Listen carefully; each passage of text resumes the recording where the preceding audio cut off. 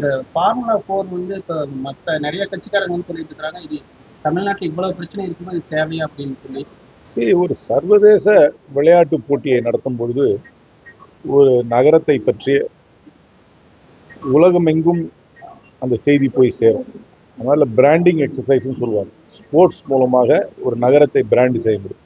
அந்த வகையில் தமிழ்நாட்டில் வந்து முன்னாடி நிறைய போட்டி நடத்தியிருக்கேன். நானே டென்னிஸ் போட்டியெல்லாம் நடத்தியிருக்கேன். அதுக்கப்புறம் இப்போ வந்து உலக செஸ் போட்டி நடத்தியிருக்காங்க.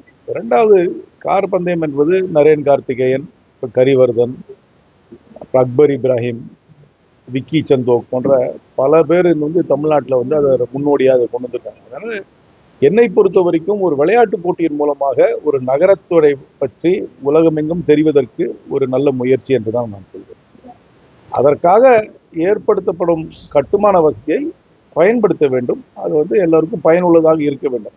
சாலை அமைச்சிருக்காங்க. ஸ்ட்ரீட் ரேஸ் மூலமாக நமது நகரத்தை பற்றி, நமது மாநிலத்தை பற்றி மற்ற நாடுகளுக்கு தெரிவதற்கு இது ஒரு நல்ல வாய்ப்பாக இருக்கு. சிட்டிக்குள்ள நடத்தி இருக்காங்க அப்படிங்கிறாங்க, அவுட்டர்ல நடத்தி இருக்கலாம். இதுக்கு ஏகப்பட்ட அது பேரே சிட்டி ஸ்ட்ரீட் ரேஸ் தானே, நைட் ஸ்ட்ரீட் ரேஸ் தானே பேர். அதனால ஸ்ட்ரீட் ரேஸ் தான் நடத்துறோம். அது வந்து இந்த சிட்டிக்குள்ள தான் நடத்தணும். அதை நடத்துறதுக்காக சில செலவுகளை அரசாங்கம் ஏற்றிருக்கிறது.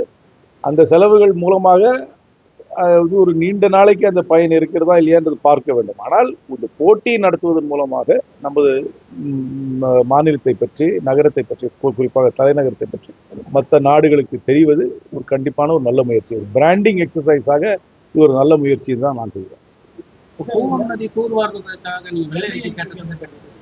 தூர்வாடுறதில்லை, காலங்காலமாக கூவத்தை வந்து தூய்மைப்படுத்த வேண்டும் என்று பல பேர் முயற்சி எடுத்திருக்கிறார்கள்.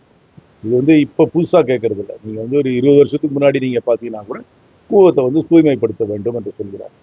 இப்பொழுது அண்மையில் 2-3 நாட்களுக்கு முன்பாக சென்னையுடைய மேயர் அவர்கள் அவங்க வந்து ஒரு கவுன்சில் கூட்டத்தில் சொல்லியிருக்கிறாங்க, 750 கோடி ரூபா ஒதுக்கியிருக்காங்க. இதில் 529 கோடி நாங்கள் ஏற்கனவே செலவு பண்ணிட்டோம்னு சொல்கிறாங்க. இவ்வளவு காலங்காலமாக அது செலவு பண்ணி அதில் என்ன பயன் இருக்கு, பயன் அடைந்திருக்கிறதா இல்லையா என்பதை நாம் அறிய வேண்டும், பொதுமக்கள் அறிய வேண்டும். அதற்காக ஒரு வெள்ளை அறிக்கை கொடுங்க.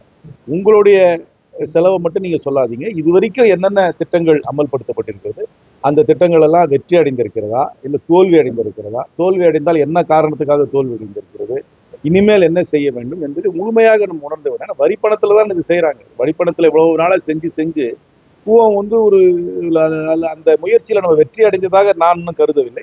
என்ன காரணம் என்று தெரிந்து கொள்ள வேண்டும் என்பதற்காக வெள்ளை அறிக்கை கண்டிப்பாக வரவேற்கத்தக்கது.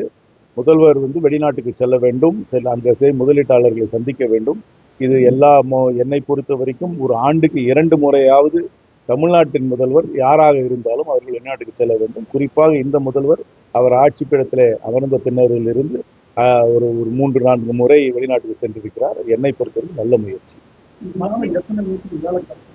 எப்படி அது வந்து கவர்மெண்ட் தான் அந்த ஸ்டாட்டிஸ்டிக்ஸை கொடுக்க முடியும். எனக்கு அந்த ஸ்பெசிஃபிக் ஸ்டாட்டிஸ்டிக்ஸ் தெரியாது. ஆனால் நிச்சயமா இன்வெஸ்ட்மெண்ட் வருது. இன்வெஸ்ட்மெண்ட் வரலன்னு எப்படி சொல்ல முடியும்?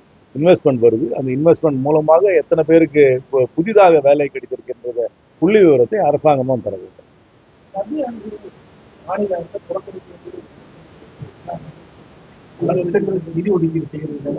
ஜென்ரலா தமிழ்நாட்டுக்கு நிதி ஒதுக்குறதுல கொஞ்சம் பாரபட்சம் கண்டிப்பாக இருக்கிறது. அதுல ஒன்றும் சந்தேகம் கிடையாது.